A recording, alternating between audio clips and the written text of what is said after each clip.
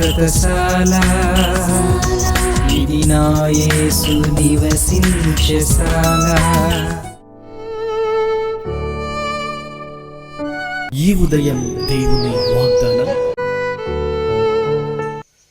దేవుని నామానికి స్తోత్రాలు కలుగును గాక. ప్రభునందు ప్రియులారా, యేసుక్రీస్తు వారి నామమున మీ అందరికీ కూడా శుభవందనాలు చెల్లిస్తూ ఉన్నా. మరి ఈ దినం మరో వర్తమానం విందాం.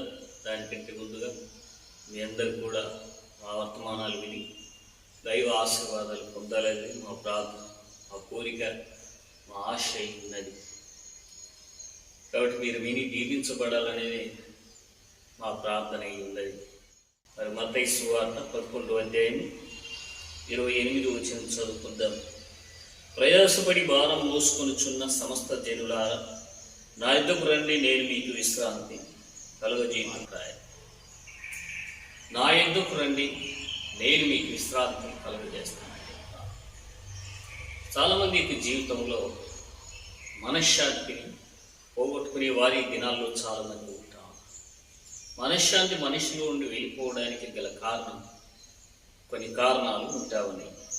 మొదటగా, పంటలో నష్టం వచ్చినప్పుడు నిజంగా మనశ్శాంతి మనిషికి పోతా ఉంటుంది. అప్పులు భారమైనప్పుడు మనిషి యొక్క మనశ్శాంతి పోతా ఉంటుంది. రోగాల వలన చాలామందికి మనశ్శాంతి విడిపోతా ఉంటుంది. పాపం అధికంగా చేయటం వలన మనశ్శాంతి ఉండకుండా పోతా ఉంది. భయపడటం వలన మనశ్శాంతి పోతా ఉంది.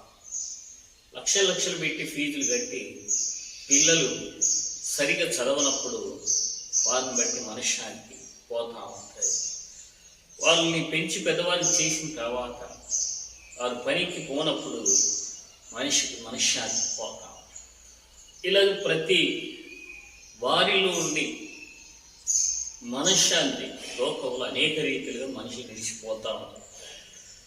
అయితే ఈ మనశ్శాంతి కోసం మనుషులు రకరకాలైన ప్రయత్నాలు చేస్తారు.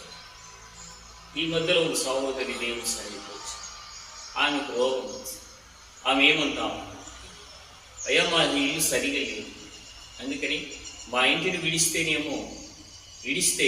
మాకు మనశ్శాంతి వస్తుందేమో అని చెప్పి అంటారు. అంటే ఇల్లు విడిచి వలన వారికి మనశ్శాంతి వస్తుందని చెప్పి వాళ్ళు నమ్మరు. మరి కొంతమంది మనశ్శాంతి లేకపోతే తాగుతూ ఉంటారు. మరి కొంతమంది మనశ్శాంతి లేకపోతే ఎక్కడికో వెళ్ళిపోతారు. మరి కొంతమంది మనశ్శాంతి లేకపోతే వేరే ప్రదేశాలకు వెళ్ళి విశ్రాంతిని తీసుకుంటారు. ఇలాగ ఎక్కడికి వెళ్ళినా ప్రతి వాళ్ళు కూడా మనశ్శాంతి అనేది వారి యొక్క జీవితంలో చాలా విలువైనది. అందుకని ప్రభువారు ఈ విధంగా మనుషులకు ప్రకటన చేస్తాం. ప్రయాసపడి భారం మోసుకుంటున్న సమస్త జనులారా, నా యొద్దకు రండి అని చెప్పి అంటాం. నా యొద్దకు వస్తే నేను మీకు విశ్రాంతి కలగజేస్తానని చెప్పి ప్రభువారు అంటారు. బైబిల్ గ్రంథంలో తన వాళ్ళకి యేసు ప్రభువారు మనశ్శాంతి లేక శాంతిని అనుగ్రహించినట్టు రాయాలి. మనం చూడొచ్చు. యోహాను సువార్త 14వ అధ్యాయం 27 వచ్చి, యోహాను సువార్త 14వ అధ్యాయం 27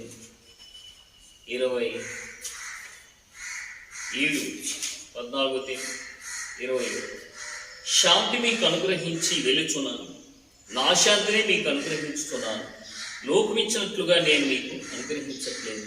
మీ హృదయములు కలవరపడని వేరు వేరవ్వనీయకుడి అనే మాట. ఇలాగా యేసు ప్రభు యొక్క శిష్యుడు మనశ్శాంతి కోసం ఎక్కడికి వెళ్ళలేక యేసు ప్రభు వారి దగ్గరికి వచ్చినారు. ఆయన వెంబడి నడుస్తూ ఉన్నారు. అందుకని ప్రభువారు వాళ్ళని దృష్టించిన వాడే, శాంతి మీకు అనుగ్రహిస్తున్నాను, నా శాంతిని మీకు అనుగ్రహిస్తున్నాను. ఈ శాంతి లోక సంబంధమైన శాంతి సమాధానం కాదు, కానీ దేవుడిచ్చే పరలోక శాంతి అనే సత్యాన్ని మనం గ్రహించాలి. మనశ్శాంతి లేకుండా ఎంత పేరు ప్రఖ్యాతిగాంచినా ప్రయోజనం లేదని, మనశ్శాంతి లేకుండా ఈ లోకంలో ఏ వ్యక్తులు కూడా ఏ పని ఏ కార్యాన్ని కూడా చేయలేరు. కాబట్టి మనశ్శాంతి అనేది మనిషి యొక్క జీవితానికి చాలా విలువైనది. అందుకని సామెతల గ్రంథం 17:1 శాంతి లేకుండా లేక నెమ్మది లేకుండా రుచికరమైన భోజనము తినట కంటే మిద్దె మీద లేక నెమ్మది కలిగి వట్టి రొట్టె ముక్క తినట మేలు అనే మాట భక్తుడు చెప్తా ఉన్నారు. కాబట్టి మనశ్శాంతి శాంతి అనేది మనిషికి చాలా అవసరమైనది, విలువైనది. అది కావాలనుకునే ప్రతి వాళ్ళు కూడా యేసు ప్రభు వారి దగ్గరికి వచ్చి తమకున్న పాపాలను విడిచిపెట్టి ఆయన వెంబడించిన ఎడల మీకు శాంతిని సమాధానాన్ని దేవుడు అనుగ్రహిస్తాడు. భక్తులు పోయిన శిష్యులందరికీ కూడా శాంతిని సమాధానాన్ని ప్రభు వారు ఇచ్చారు. కాబట్టి మీరు ఆయన దగ్గరికి వచ్చినట్లయితే ఆయన మీకు మనశ్శాంతి కలుగజేస్తాడు. అట్టి కృప మా ప్రియ బిడ్డలందరికీ దేవుడు అనుగ్రహించునుగాక. ఆమేన్. అందరు తల ఉంచినట్టయితే ప్రార్థన చేసుకుంటాం. మనం మిక్కిలిగా ప్రేమిస్తున్న జీవం గల మాత్రం ఈ వర్తమానం విన్న ప్రతి బిడ్డను పేరు పేరు వస్తుంది దీవించండి.